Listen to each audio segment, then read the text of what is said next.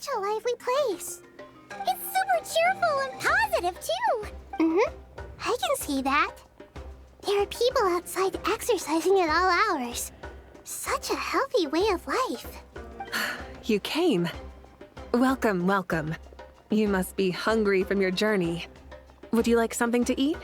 Oh, thanks, but no thanks. We've been eating the whole way here. We had a mushroom platter, sap's meat stew, butter braised chicken, hot sour pudding. Paimon's positively stuffed. All right. No need for all that detail. I'm starting to get hungry myself. Maybe later then. We can wait till everyone's got an appetite. Then I'll head out for a meal together. Sounds like a plan. Let's find somewhere to sit down.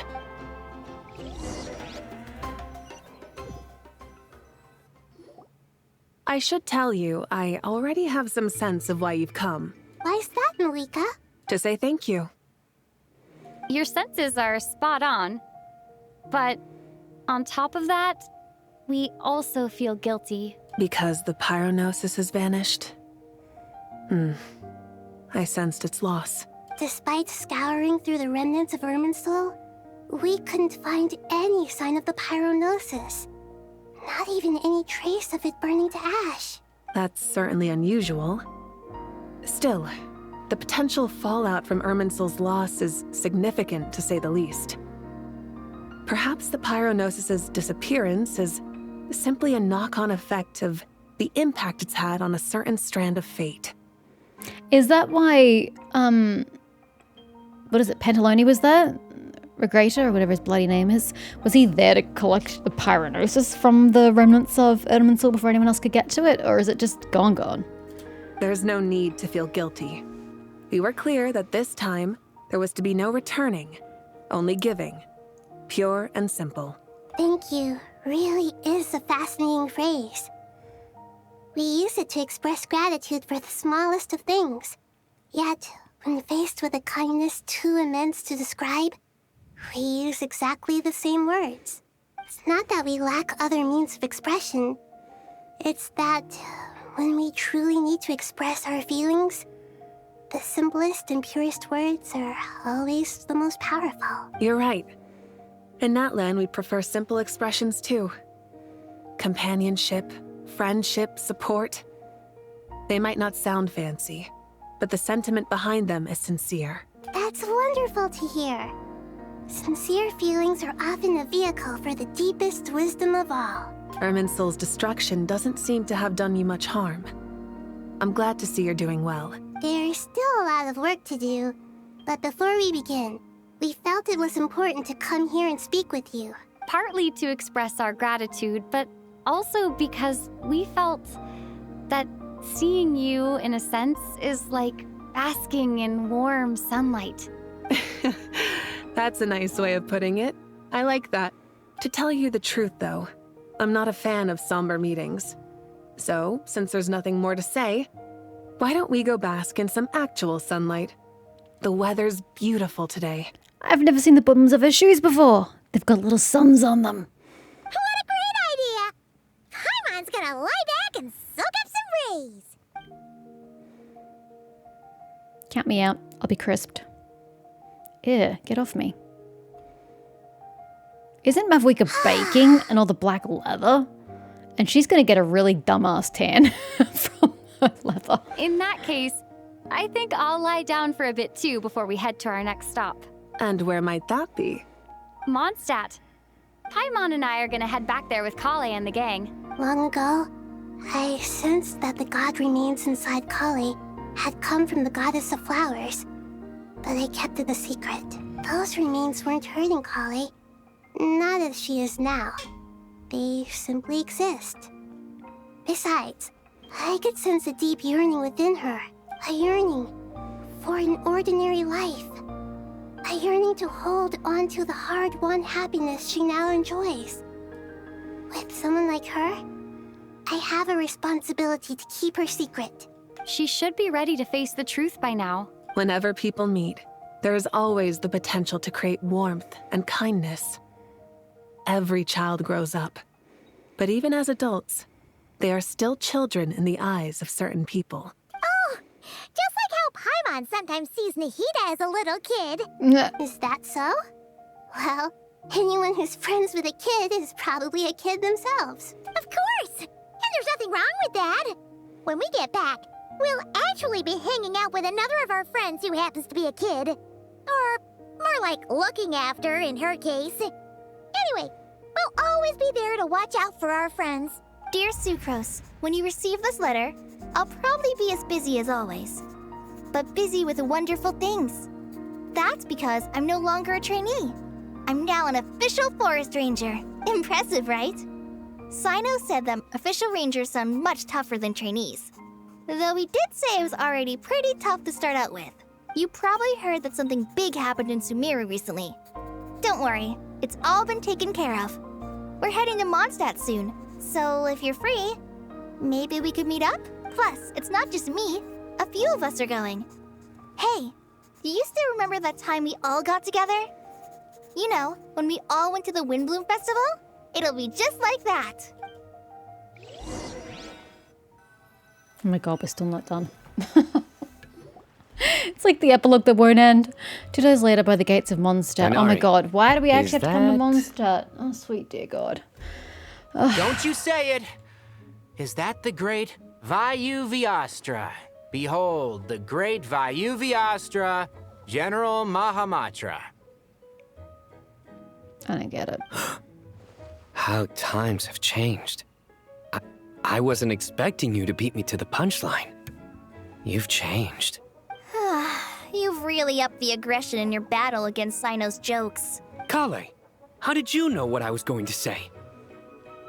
For the love of... Traveler! Paimon! You're right on time! I hope we haven't kept you waiting. Kalei! Sucrose! It's been so long! How have you been? I've been well.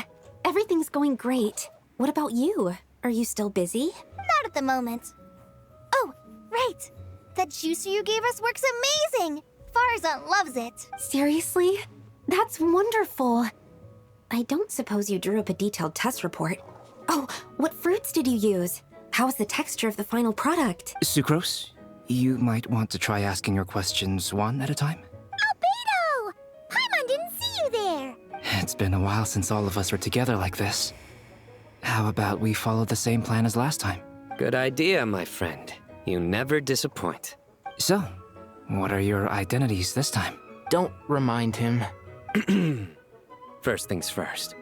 Allow me to introduce our very own official Forest Ranger Kale. The rest of us are simply her humble travel companions. This sounds like one of those mushy stories that gets people hooked on some corny, heartwarming premise. Oh, is our story not heartwarming? If I recall correctly, there was even a scene like this in King of Invocations. Besides being heartwarming, our story's also about tough, impressive-sounding job titles. At least that's what I think. It still continues. Oh my god, just end already. You, Kale, and the others meet with the Knights of Favonius. After exchanging warm greetings, you head to the library. You're Then I here missed the already? last part. I'm still giving Dodeko a little trim. I won't be a moment. Wait, you have to physically trim it? It grows hair? A trim? Does Dodoko need haircuts too? Of course. It's important to know how to take loving care of the apples of your eye. I thought they were the apples of Alice's eyes. All of these trivial matters get left to me. It's because I'm an angel. And angels are, in a way, the guardians of all Tavad. That's nice, but this screen is so bloomy right now, it's painful. Oh, right! Well, that's definitely an impressive-sounding job title. What are you writing? I'm just brainstorming some cool-sounding lines. Oh, write them on these card backs. Of course. Clearly, my lines are pretty amazing, wouldn't you say? Miss Nicole, Kale? You seem a little nervous. I was just wondering, who was the person you mentioned who needed their wish fulfilled? Wish? What do you mean? Miss Nicole asked if we could meet up in Mondstadt once everything was over. She said a friend of hers had a wish that needed my help to come true. Well, you never mentioned that before. All we knew was that you'd arranged to meet in Mondstadt. But we thought it had something to do with the god remains. To be fair, everything I told you was true. Anyway, my friend is waiting. Come on, let's pay her a visit.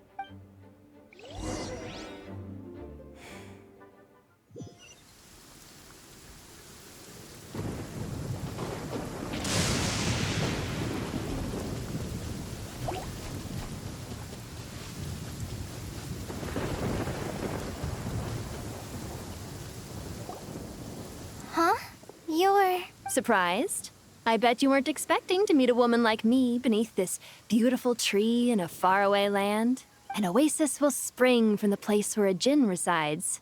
That saying falls somewhat flat here in Mondstadt, given that everywhere is already so lush and green. Lilupar, what are you doing here? I made friends with Miss Nicole. I asked her to bring me here and then invite Kale to come. The prologue to this story is that I have a wish. It has stirred within my heart for centuries. Millennia, even. Originally, it was merely Al-Akhmar's lie, but now it has become reality. I'm gonna be honest, Lilipar. I don't care. Could this be... related to the goddess of flowers? Well, 2 points to Kale. My dear young lady, my mistress left her final trace in this world upon you. I can't tell you how glad I am to see you here. And now I have seen you, and peered into your heart. You have experienced hardships and suffered setbacks. The torment an ordinary person might expect to face has befallen you threefold. This is the source of your resilience, but beneath all this, I've witnessed the seeds of desire. You yearn to return to the simple life you once knew, do you not? I do. I want to throw away everything that isn't mine. But how do you decide what is yours? The scars that others carve into your flesh? The kindness and love they inscribe? Are these things not yours as well? They are. This is something I've talked about with Miss Nicole. Miss Nicole said I should learn how to adjust my standards. I just want to live as an ordinary human. Anything beyond that isn't mine. Don't you want anything from the remains of the goddess of flowers? She gave me a revelation once. I think that's already more than enough. In the past, you would not have possessed such a rich heart. Your brief life has taught you to hold on to everything good, to home in on kindness. How fascinating. You're nothing like Nabu Malikata, and you're certainly not her. Of course not. I'm not some great and powerful being, Miss Lilopar. Yet I am a djinn. We exist because of the Lord of Flowers. We revere and love her. My wish is to see her one last time, to give everything for her. Kale, can you do this for me? But her remains won't be easy to remove. Are you sure this is what you want? That's beside the point.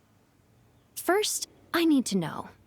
Are you willing to do something for the soul of this lonely, wandering woman? I'm willing. But look, you know nothing about me. Even if you have heard the stories about me, all you would know is that I was rightly punished for the many evil deeds I committed. Ah, so you do know. Your lips are quivering, your eyes trembling, and still you're willing to do something for me. Life has been cruel to you, and yet you've learned to be kind. My dear young lady, to repay your kindness, I too must play my part. Are you sure about this, Lilupar? I yearn to see my mistress. For this moment, the world can burn to ashes, the universe be engulfed in flame. I care about nothing else. And you, Kale, I can give you a gift. You'll become just another ordinary human. But Miss Lilopar, what will happen to you? I don't care. My wish will be fulfilled, and I can die happy. This is so boring. Why would you wish for that? A long, unending life might seem desirable for one who has never possessed it, yet it brings torment to one who has. My remains are scattered across the yellow sands, but my soul can find no peace. Since you've promised to grant my wish, give me that release. Allow the dying to die, and let the dead rest in peace. You have my thanks. Kale, there's no pressure on you. What she said, it's all true. A wish is a genuine desire, after all. It's as if you want to use the last of your life to give me a better future. Nothing's so selfless. We'll be using our futures to fulfill each other's wishes. This is a noble act. A beautiful and secret transaction between two women. I understand. Miss Lilupar, I'm ready. Close your eyes, Kale. Then open your soul. From there, I will embrace my mistress. The downpour of flowers is your touch. Like returning to the very beginning. Like surrendering to your grace, my mistress. People say that devotion is beautiful, yet filled with pain. How foolish of them. For me, devotion is beautiful, pure and painless. Devotion is my love. Thank you.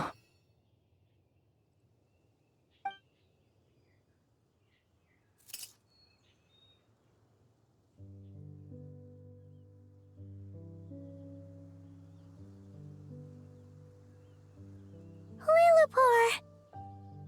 She disappeared? She left, carrying the blessing of flowers. Kale, are you alright? I'm fine. Now that the remains are gone, I don't actually feel any different at all. Those remains weren't hurting Kali. Not as she is now.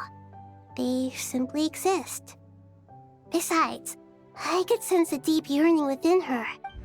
Kale must have already received what she was yearning for. I'm doing fine. I feel relaxed. There's really no need to worry. Then my wish has come true, too. To become ordinary? That's just one of my wishes. Actually, I have a few more. For instance, I want to protect the people I meet and help them find happiness. That sort of thing. So between Miss Lilupar and me, you fulfilled 2 wishes already, and protected 2 people. Wonderful, isn't it? I feel so fantastically happy. I guess that settles things here. So what's next? What do you want to do when we get back to town? Clay, look who I've brought to see you. Hey, Kale! I heard you guys were holding some kind of secret event. How come you started without me? Huh? Oh no, it's nothing like that. We were just saying goodbye to an old friend. Really?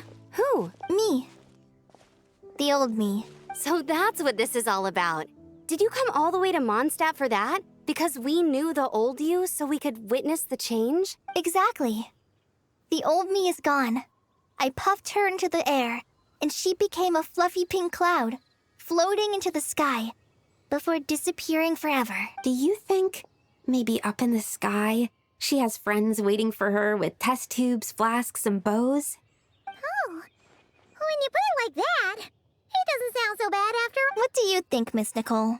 I think maybe that's right. At least, if it were up to me, I'd consider that a happy ending. Dear Sucrose, even though my childhood ended long ago, these past few days have really felt like growing up again.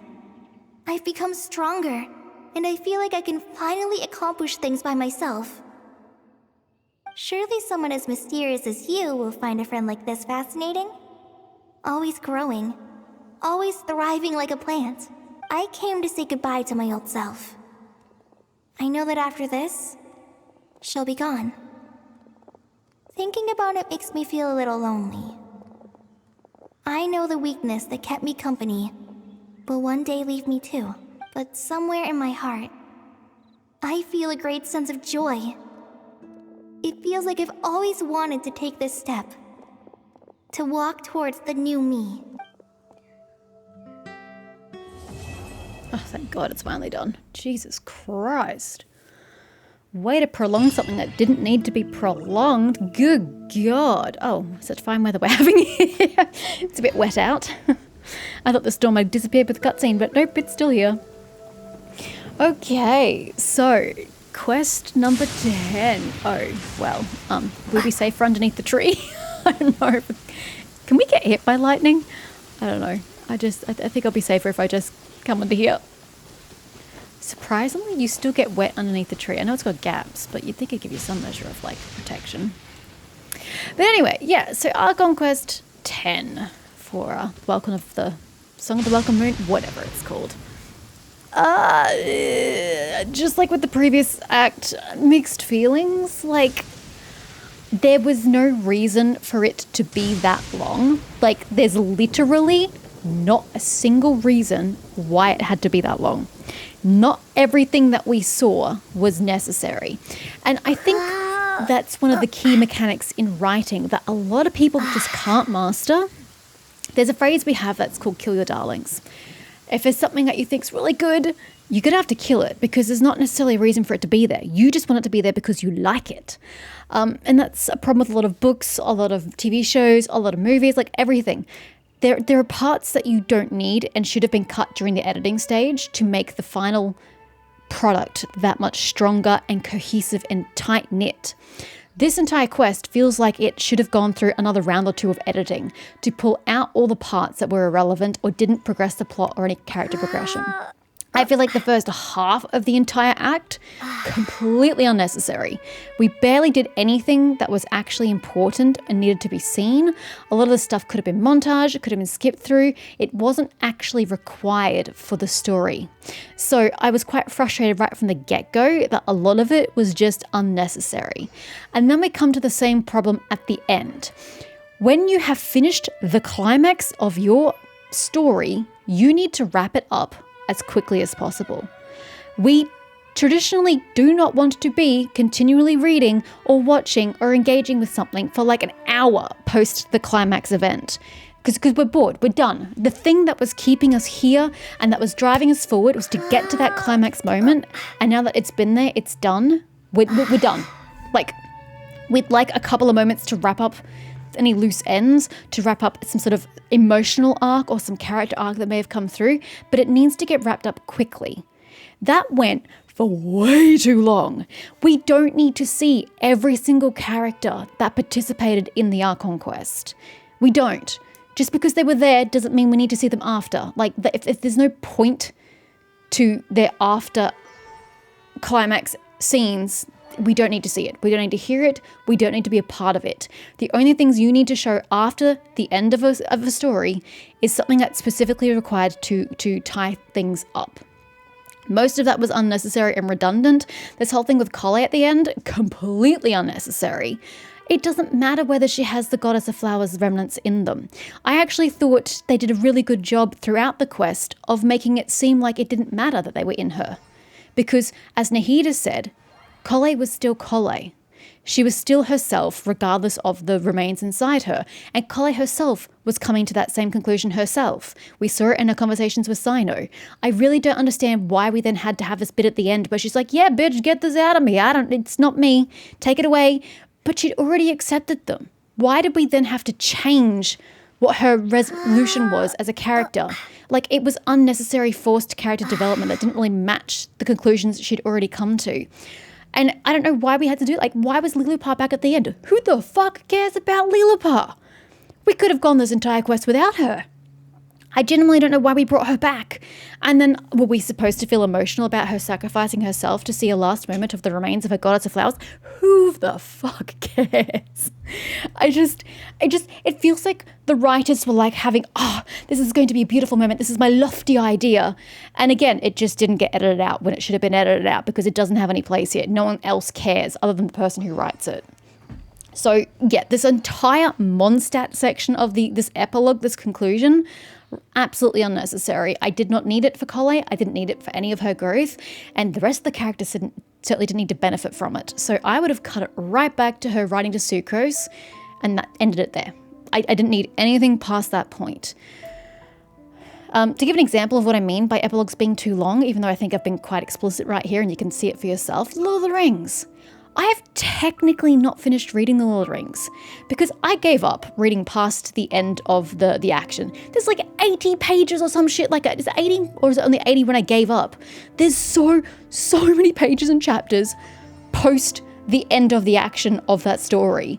that you just keep going on with all these characters and their journeys and how they live after they've defeated Sauron. It's like, I don't care. Sum it up succinctly and let's move on with life. I was just so bored. I've never actually finished that last part of the book, of the Return of the King. So it just infuriates me when things just drag on, because it means that there's no purpose to it. And your momentum's gone, your tension's gone, the immersion's gone, because we've already had the moment that all of the arc was pushing us towards. Once you lose that tension, that momentum, you just got nothing. I was literally falling asleep in the end of this. Twice I almost nodded off. It was really that boring. So I just think most of this particular quest, Archon Quest Act 10, could have been considerably condensed, and it could have been easily half its length. There is no reason for it to have been this long. In other arcs, like in some of the Nogcry acts we had that were longer than they have been previously, there was justification for them to be longer. Things happened. You were actually doing things. But I think in Act 10, we just didn't do a hell of a lot. There was no real progression. We kind of just spent a lot of the time just sitting there waiting for time to pass. And that's not very good writing. It's not immersive for a player. And it's not very engaging. And also not very interactive. So while I like the idea of the plot of Act 10, same as Act 9, I don't think it was implemented very well. Good premise, bad implementation. Bad execution.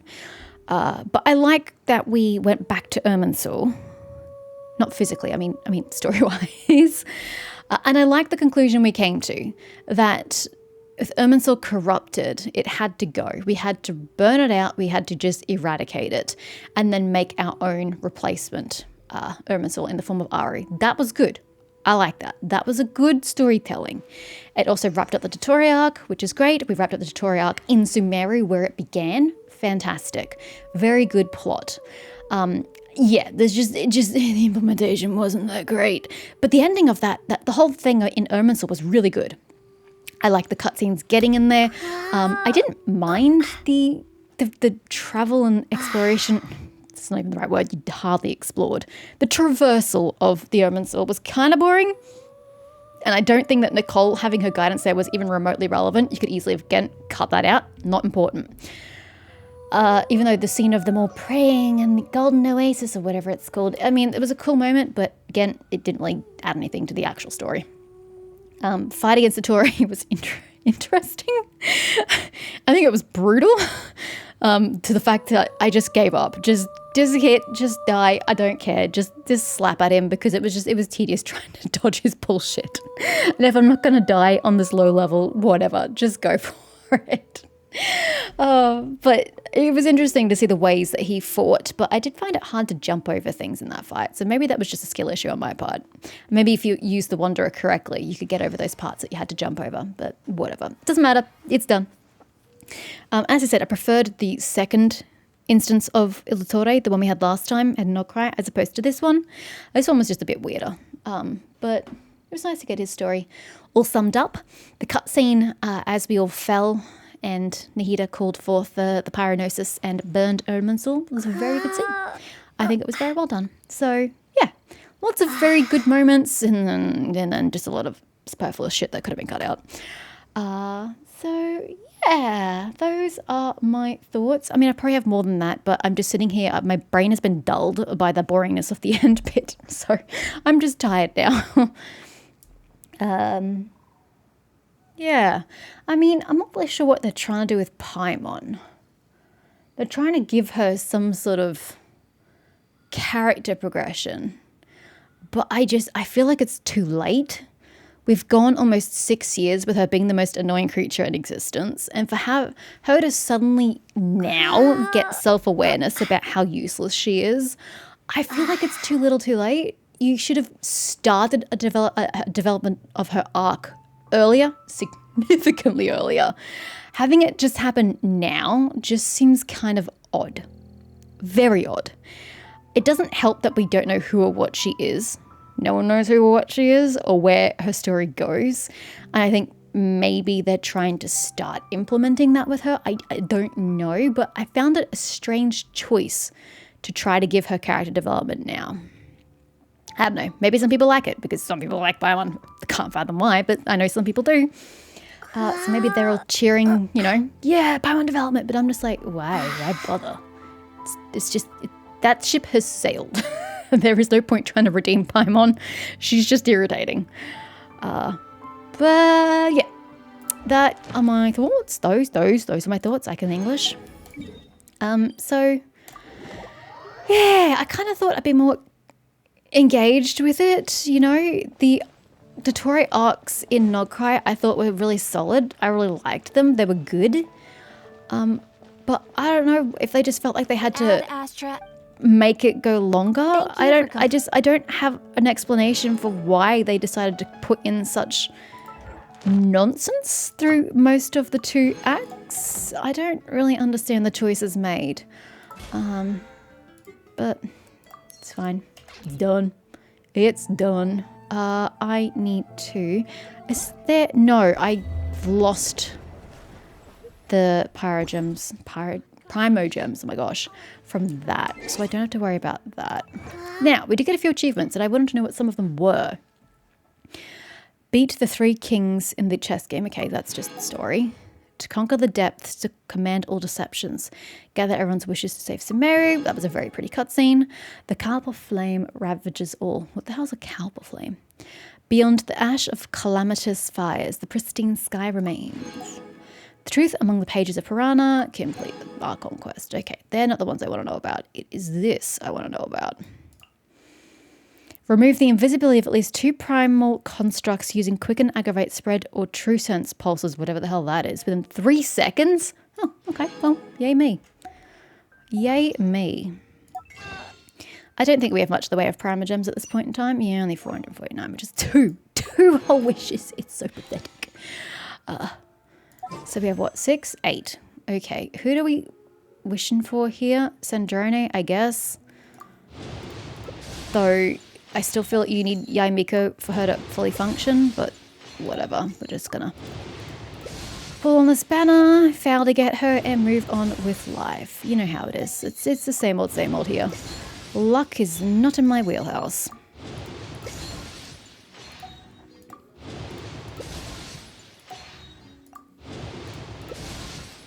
Alrighty, and I don't think I have any blues. No, didn't think so. Yeah, so that is the end of Act 10.